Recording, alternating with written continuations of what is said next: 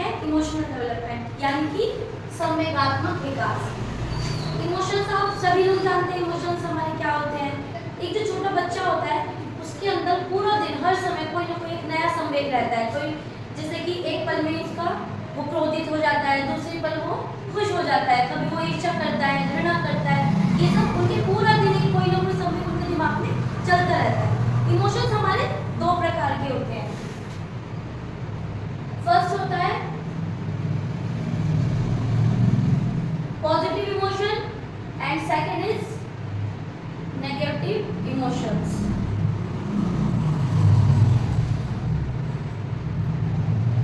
Right. Emotion यानी कि सकारात्मक संवेग और हमारे नकारात्मक संवेग। पॉजिटिव इमोशंस में हमारे कौन कौन से इमोशंस आते हैं? हमारा लव, अफेक्शन,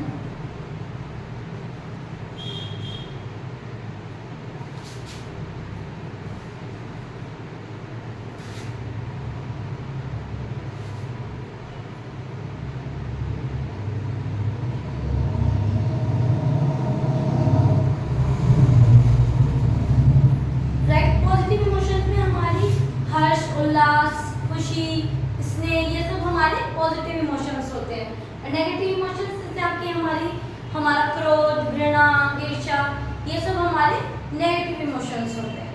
राइट। आगे चलता है हमारा conditions of emotion. Conditions of emotions ये भी हमारी दो प्रकार की होती हैं। वन होता है हमारा एक्सटर्नल कंडीशन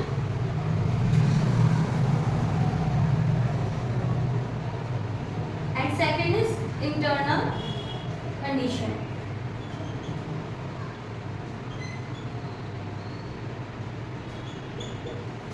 कि जब भी हमारा कोई इमोशन होता है, हम गुस्सा करते हैं, ईर्ष्या करते हैं, कोई भी संवेग करते हैं, तो वो हमारा एक्सटर्नल कंडीशन यानी कि बाह्य, जिसको देखकर लोग सामने वाला हमें पहचान लेता है हमारे हाव भाव देखकर। जैसे कि हाथ पैर पटकना, बाहें तन जाना, आंखें लाल हो जाना। तो इन सब से हमारे हाव भाव से क्या होता है, सामने वाला पहचान सकता है कि हाँ हम क्रोधित हैं या हमें गुस्सा आ रहा है। आंखों से आंसू आना, तो सामने वाला समझता है कि हम दुखी हैं। राइट। पैर पटकना कि हमें गुस्सा आ रहा है, तो हमारे बाह्य परिवर्तन से लोग समझ जाते हैं।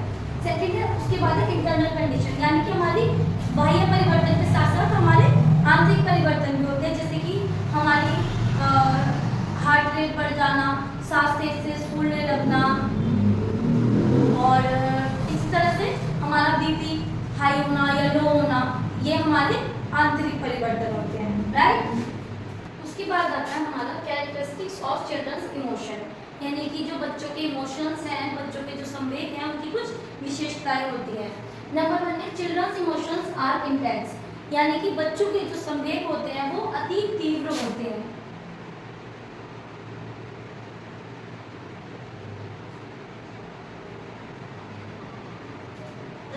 बच्चे छोटी छोटी बातों पर जो उनके संवेग होते हैं उनको बहुत ज़्यादा प्रदर्शित करते हैं।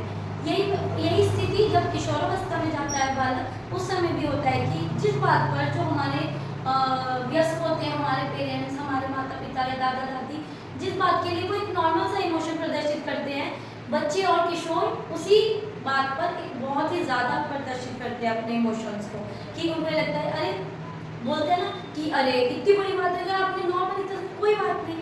तो जो इमोशंस होते हैं बच्चों के वो अति तीव्र होते हैं बड़ों के मुकाबले।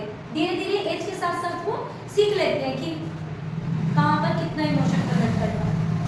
सेकेंड है हमारा चिल्ड्रंस इमोशंस अपीयर फ्रीक्वेंटली, यानी कि बच्चे अपने इमोशंस को बार बार प्रकट करते हैं, एक ही इमोशन को बार बार प्रदर्शित करते हैं।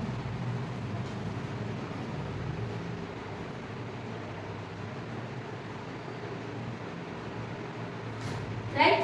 जैसे कि आपने देखा होगा बच्चे जब छोटे होते हैं तो अगर उनको किसी बात के लिए, जैसे कि जिद करना, क्रोध करना, अगर उन्हें ये पता है कि अगर हम क्रोध करेंगे तो हमें एक चिप्स का पैकेट मिल जाएगा, तो वो उसी जो उनका इमोशन हो गया क्रोध, तो वो बार बार अपने क्रोध को प्रदर्शित करता है ताकि वो अपनी बातों को मनवा सके।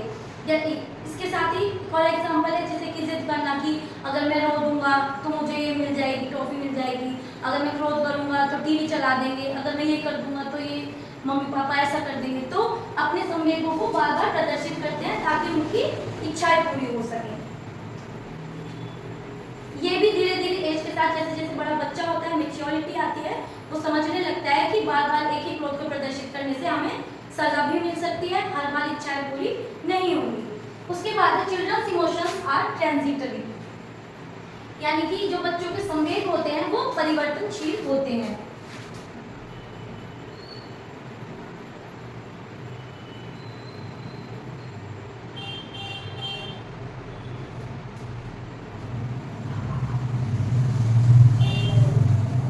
परिवर्तनशील होते हैं, यानी कि जैसे आपने देखा होगा जो बच्चे होते हैं अगर वो अभी फिलहाल क्रोधित है, गुस्सा कर रहे हैं, तो अगले ही पल में दूसरे पल में क्या होगा, वो हंसकर बातें करने लगते हैं, वो अपने संवेगों को भूल जाते हैं, उनके संवेग चेंज होते रहते हैं। अगर अभी बच्चा हंस रहा है, खेल रहा है, खाना खा रहा है या टॉय से खेल रहा है, दूसरे पल क्या होगा, वो रोने लग जाता है, तीसरे पल क्या होगा, वो क्रोध हो जाता है, फिर क्या होगा, वो जेलसी फील करता है, फिर दोबारा से वो हैप्पीनेस फील करता है। तो जो बच्चों के संवेग होते हैं वो चेंज होते रहते हैं।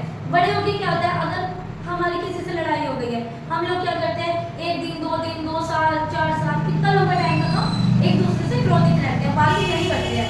लेकिन बच्चों के जो इमोशंस होते हैं वो परिवर्तनशील होते हैं, उनके हर मिनट में बदलते रहते हैं। उसके बाद इमोशनल रेस्पॉन्सेस रिफ्लेक्ट इंडिविजुअलिटी, यानी कि जो बच्चों के इमोशंस होते हैं वो व्यक्तिगतता भी पाई जाती है, इंडिविजुअलिटी होती है। जैसे कि जो नवजात शिशु होता है उनमें सब नवजात शिशुओं में लगभग सेम इमोशंस होते हैं, लेकिन थोड़ा सा बड़ा होने पर हर बच्चे के इमोशन अलग अलग होते हैं। जैसे आपने देखा होगा, बोलते हैं ना कि देखो इस बच्चे के अंदर कितना गुस्सा है, ये तो पूरे दिन गुस्सा करता रहता है। वहीं दूसरे बच्चे के लिए हम लोग क्या बोलते हैं, ये कितना मिलनसार बच्चा है, सबसे बातें करता है, सबसे खुश होकर बातें करता है। तो थोड़ा बड़ा होने के बाद हर बच्चे में अलग अलग इमोशंस पाए जाते हैं। कोई बच्चा ज्यादा क्रोध करता है, किसी के अंदर जेलसी ज्यादा होती है, कोई खुश रहता है, कोई किसी के अंदर क्रोध जेलसी ये सब ज्यादा होता है। तो ये बच्चों में होता है। धीरे धीरे एज के साथ साथ बच्चे समझने लगते हैं कि हमें कहाँ पर कौन सा इमोशन प्रदर्शित करना है, कहाँ पर नहीं करना है, कितना गुस्सा दिखाना है, कितना खुशी दिखानी है। ये सब एज के साथ साथ मैच्योरिटी के साथ साथ आ जाता है। राइट, समझ आया?